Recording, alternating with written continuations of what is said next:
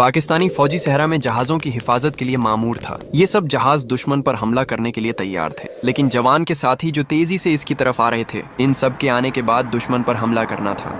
इनको जवान के पास पहुंचने में एक दिन का वक्त लगना था। तभी दहशतगर्दों को पता चलता है कि पाकिस्तानी फौजी जो अकेला सहरा में अपने जहाजों की हिफाजत कर रहा है। दहशतगर्द फौरन से जवान को मारने के लिए रवाना हो जाते हैं। जब वो जवान के करीब पहुंचते हैं तो रात हो जाती है। जवान की इस वक्त आंख लगी होती है। दहशतगर्द अपनी गाड़ियों को पीछे रोककर आगे पैदल चलने लगते हैं। तभी जवान को कदमों की आवाज आती है। जवान फौरन उठकर जहाज के पीछे छुप कर देखने लगता है। इतने में एक दहशतगर्द जवान के करीब पहुंच जाता है। तभी जवान उसे एक जोरदार मुक्का मारता है। ये देखकर बाकी दहशतगर्द जवान पर अंधाधुंध फायरिंग शुरू कर देते हैं। जवान फौरन एक डब्बे के साथ छुप जाता है। फिर जवान उठकर दहशतगर्दों पर जवाबी फायरिंग करता है, लेकिन दहशतगर्द तादाद में ज्यादा थे।